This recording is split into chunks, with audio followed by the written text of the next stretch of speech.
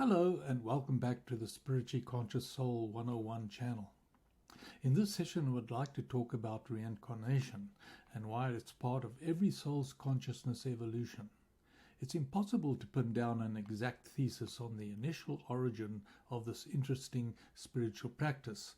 However, its validity as part of the spiritual and consciousness dialogue is very evident. To confirm this statement, we return to the Law of One series mentioned in my introductory video.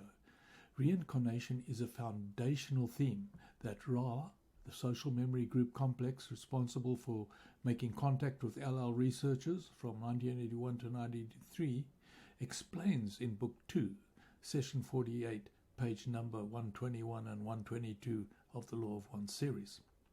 Also mentioned in the introductory video was the work of Dolores Cannon and her contact with the subconscious minds of her clients by taking them through a series of past life regressions for the purpose of extracting useful information through contact with the subconscious mind that could help with the physical body's healing process.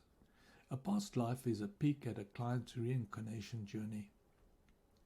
But proof of reincarnation's original appearance on the timeline of human consciousness evolvement is not that simple. It can be seen as more of a speculative endeavor based on the metaphysical aspects of consciousness. When we delve into the historical record, which in itself has been pieced together from archaeological discoveries, there is already a measure of speculation involved in the presentation of the historical picture.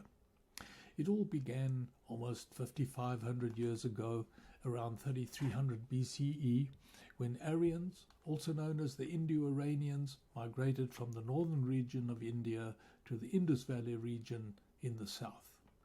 There is reason to believe that these early migrants were pastoral and rural in nature until around 1500 BCE, when the transition to the Vedic culture took place and the inhabitants of the Indus Valley began to build cities and initiate changes in their cultural values. By 500 BCE, the Vedas, a collection of 4 sacred texts, was committed to the written form. The Vedas was the earliest written record that codified the tenets of Hinduism, amongst which would have been reincarnation. It is not therefore possible to say exactly when the concept of reincarnation was presented to the human spiritual culture, but it could have happened at any time. That is, between the onset of the Indus Valley culture that had its beginning around 3500 BC and the emergence of the written record around 500 BC, when it appeared to be included as a Hindu religious practice. It would have been at this time, post 500 BCE, that it became a part of the Hindu religion. So how and when reincarnation was introduced is a speculative task, to say the least. However, with our knowledge of extraterrestrial impartations of higher scientific and metaphysical knowledge, it is highly probable that at any time during the initial population of the Indus Valley area, ETs might have been involved, as they were in the Sumerian and Egyptian creation accounts. Around the 5th century BCE, the same time as the impartation of the Vedas to Hindu society, we have Pythagoras, the Greek philosopher, receiving information from the star child who was a reincarnated soul of extraterrestrial origin. You might recall that in the second video I talked about the atomists, those Greek philosophers, Democritus, Epicurus and Lucretius, who reduced the energy composition in the universe down to one small entity called an atom, and that it was Epicurus who first punted the concept of an extraterrestrial presence. And all this ET injection of higher knowledge came within the scope of the 5th to the 3rd century BCE.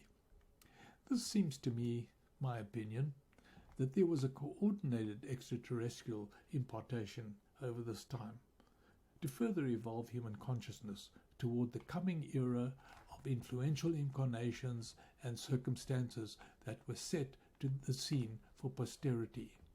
By influential incarnations and circumstances, I mean the rise of the Roman Empire with its pernicious tentacles of power and subjugation of foreign nations. I refer here to the Hebrew aristocracy and the ministry of Jesus Christ to the known world. It is not well known that Jesus, after leaving Jerusalem as a young man, took a journey to India, where he conversed with the religious authorities and learned many valuable principles for his later return to Galilee, then on to Jerusalem and his consequent crucifixion by the Romans.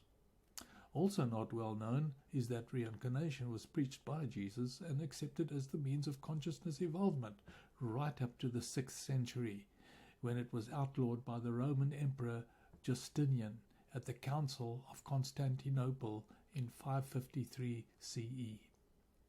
The reason for this abolition, put forward by the Greek historian Procopius, will be of great interest to those who want to know the real history behind the validity of reincarnation. It is alleged that Justinian's wife Theodora was an evil woman who gained much of their rulership's political power by killing off those who opposed the emperor's universal enslavement agenda. Theodora feared that her evil ways would be revealed should reincarnation be the criteria of spiritual reckoning. She ostensibly thought that wiping it from the minds of its proponents would enforce her secret that she so desperately wanted to keep. From that time on, reincarnation was relegated to the position of heresy, where it remains to this day under the watchful eyes of fundamentalist theology. The ministry of Jesus Christ was then recorded in the New Testament and ratified through the eyewitness accounts of the disciples, who were eventually to become the apostles and progenitors of the ensuing Roman Catholic Church empire.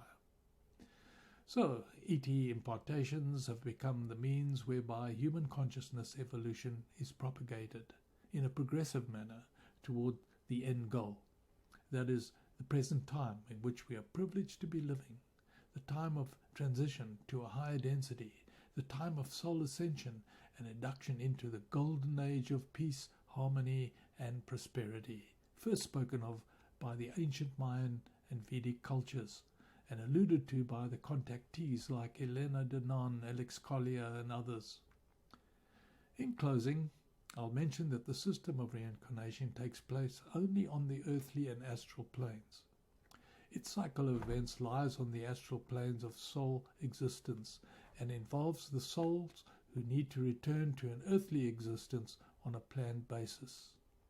This active time of planning takes place between incarnations and is presided over by the incumbent soul, the higher self, and a group of guides, all of whom help in the establishment of a plan for the soul's upcoming incarnation. The purpose of the pre-planning session is aimed at the soul's growth and karmic balance. When the soul's vibrational status exceeds the 4th density level, there is the opportunity to escape the cycle and move into even higher density levels. Well, that's all we have time for today, but before you go, please hit the prescribe button below and keep an eye open for the next session of Spiritually Conscious Soul 101. Thank you for watching.